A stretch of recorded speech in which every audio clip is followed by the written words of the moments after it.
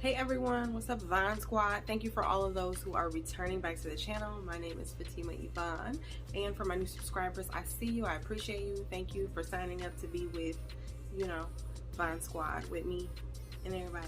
Good vibes, good energy. So today I wanted to talk about being a single parent or a solo parent, and kind of explaining that so people can understand, because I don't feel like everybody really understands what a single parent is, and that there's also different types. So in this video I want to touch on the different types of single parents, and then ways that you can basically assist them or help them, or just ways to better understand them. So basically laying out their scenarios so you can understand them better. That was a mouthful. Alright, so before we get into the video, make sure you like, comment, share, subscribe, and then check out my last video that I made. It was all about meditation, so take a look and you guys can meditate with me, okay? Okay. Alright, so one thing I need you guys to understand about a single parent in general, life is hard. Like, we're all doing this life thing, we're all living. Life in general is hard. So imagine doing the job of two people by yourself. So you're taking care of yourself and then another little person on top of it. It's hard. And imagine if you don't get a break and you're a single, like solo parent, where you're taking care of that little person 24/7, as in you're the only active parent in their life, whether the other parent is non-existent, whether the other parent has passed away, or you just can't find them.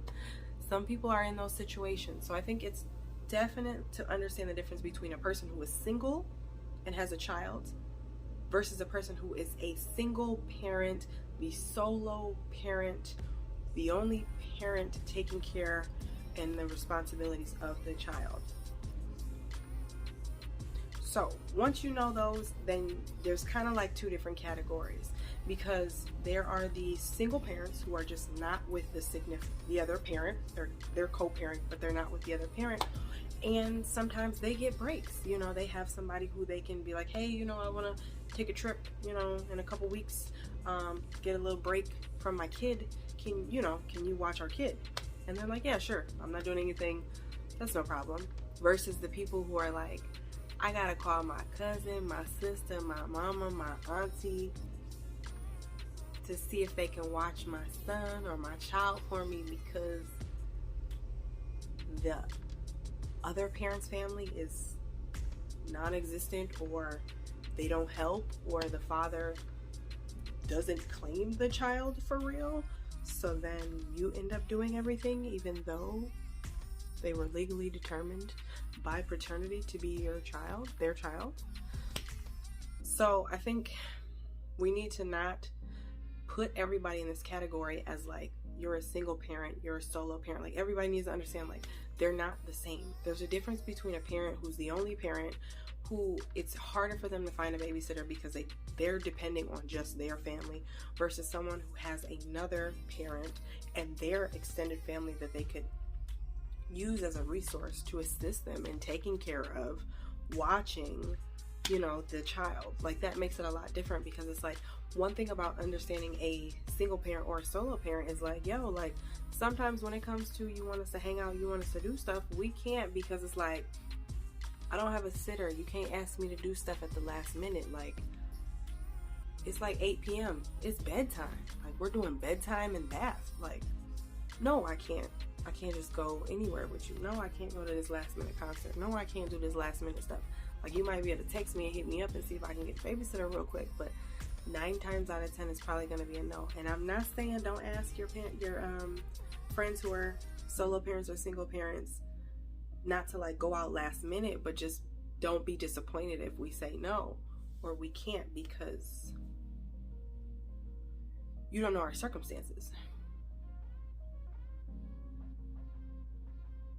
I think some things also to take in account when it comes to parenting is, even if there is another parent who is available, sometimes it's difficult to co-parent with them because they're toxic or they're immature. And it's like, do I want my child around that? Maybe not, maybe so. So that's another factor when it comes to being a parent is the co-parentee or co-parenter who you're co-parenting with. Are they a toxic person? Can you even lean on them at all for help? And some people don't have that, and that puts you back in that category of being a solo parent versus a single parent. Single being your relationship status and being a parent versus I'm the only parent, solo parent. So I definitely think we need to understand that. And then also knowing, like, does your friend who has a child, do they have a big family? Do they have a lot of people who can watch their kid that they trust? Because just because they have a lot of family doesn't mean that those family members, A, want to watch their kid, B, they trust them watching their kids. But just know that your friends or anybody who is a single parent is extremely busy, or a solo parent. They're extremely busy because they're doing the job of one parent or two parents at one time. So even if it is like, okay, say it's a co-parenting situation because there was a divorce. Maybe you have the kids for 2 weeks and then I have the kids for 2 weeks. Those 2 weeks that I have the kids, say it was that like that, it was me, I'm busy. We're going to school, we're going to daycare, we're doing activities, we're doing homework, like I'm working, I gotta pick them up, like there is a lot to be done. And it's like, when do I have time to do anything else other than take care of the kids and make dinner and make lunch and doing laundry and helping with homework? Like there's so much to be done that it's like we're just so busy in that time frame. Like just thinking about it makes me like